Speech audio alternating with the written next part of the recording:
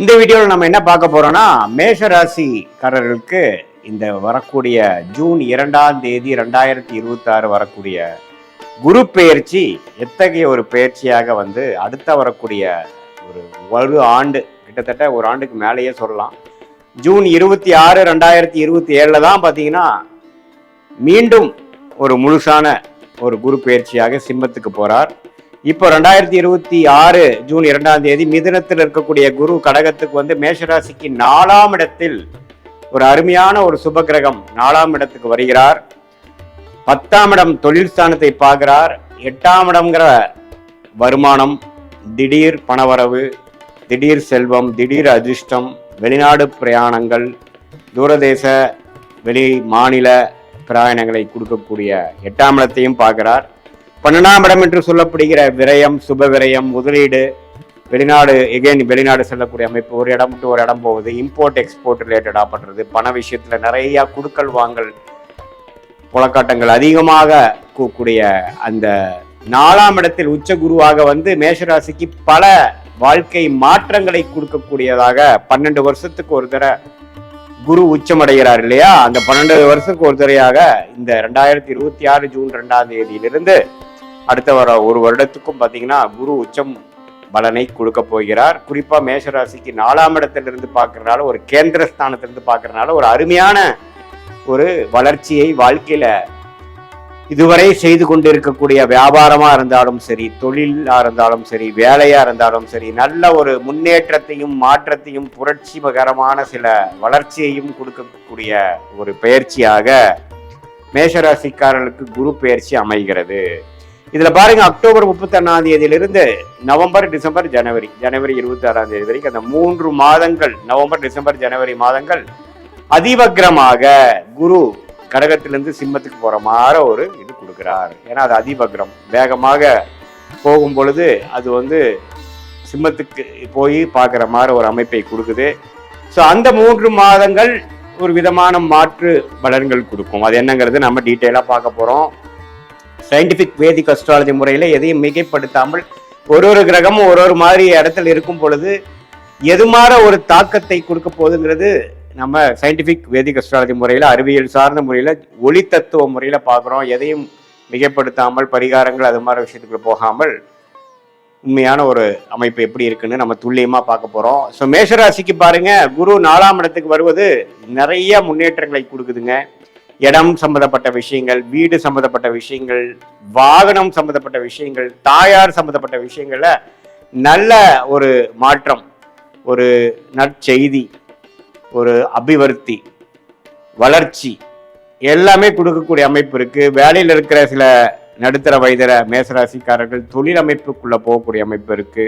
தொழில் ஆல்ரெடி இருக்கிறவங்க வளர்ச்சி பெறக்கூடிய அமைப்பு இருக்கு.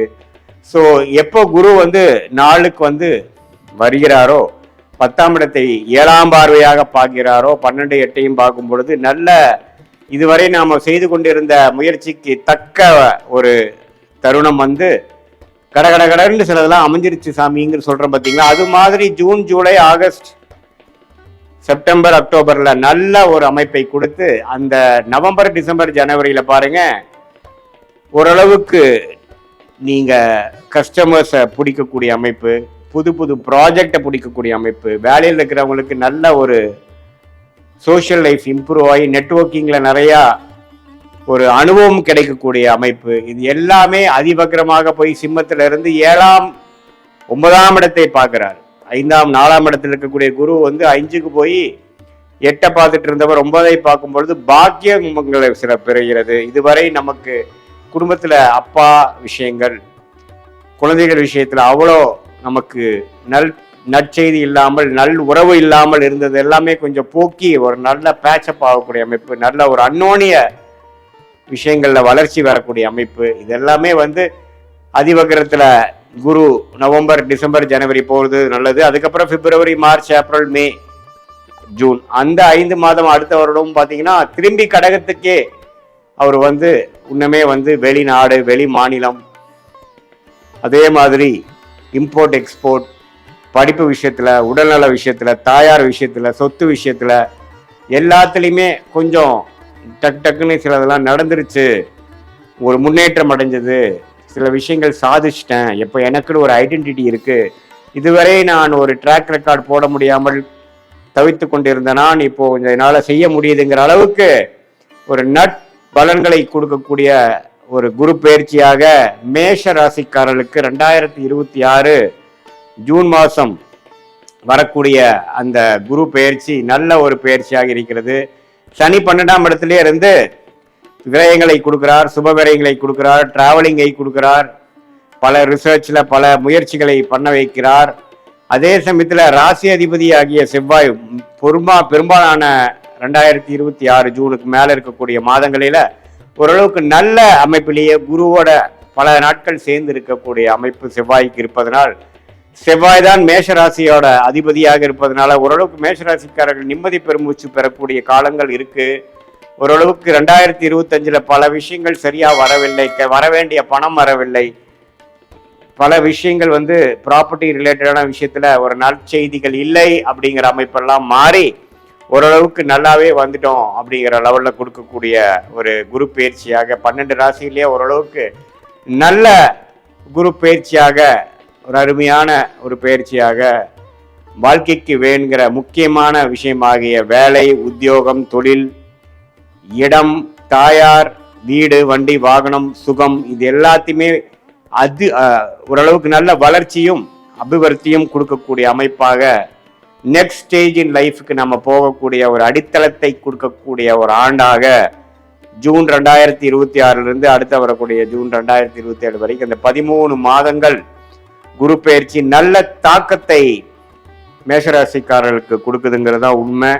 இது பொதுவான பலன்களை தவிர உங்களுடைய ஜென்ம ஜாதகத்தில் உங்களுடைய தசாபுக்திகள் எப்படி போய்கொண்டிருக்கிறது, நீங்க எந்த லக்னத்துல பிறந்தீங்க, பிறந்த தேதி, பிறந்த நேரம், பிறந்த ஊரை வைத்து வரக்கூடிய ஜாதகம் திருக்கணித பஞ்சாங்கத்துல போட்டு எடுத்து அதுல எதுமாற அமைப்புகள் போய்கொண்டிருக்கிறது, எதுமாற லக்னங்கள், எந்த மாதிரி நட்சத்திரத்துல பிறந்திருக்கீங்க, அதாவது நீங்க அஸ்வினி நட்சத்திரமா, பரணி நட்சத்திரமா, கிருத்திகை நட்சத்திரமா, எந்த நட்சத்திரத்துல பிறந்திருக்கீங்க அப்படிங்கிறது நம்ம தெரிஞ்சுக்கிட்டோம்னா அதுக்கு தகுந்த மாதிரி ஒரு நல்ல அமைப்புகளை நாம என்ன தசா புக்திகள் போகுதுன்னு தெரிஞ்சுக்கிட்டு அது எந்த லக்னத்துக்கு அது என்ன மாதிரி தசை, எந்த லக்னத்துல பிறந்திருக்கீங்க தெரிஞ்சு அதுக்கு தகுந்த மாதிரி நாம பலன்கள் எடுத்து இப்ப நாம பேசின அந்த குரு பயிற்சி அந்த விஷயத்தையும் சேர்த்து வைத்து நம்ம பார்க்கும் பொழுது உங்களுடைய அடுத்த வரக்கூடிய ஷார்ட் டேர்ம் எப்படி இருக்கு, அடுத்த வரக்கூடிய லாங் டேர்ம் எப்படி இருக்கு, எல்லாமே நம்ம துல்லியமாக சயின்டிபிக் வேதிக் அஸ்ட்ராலஜி முறையில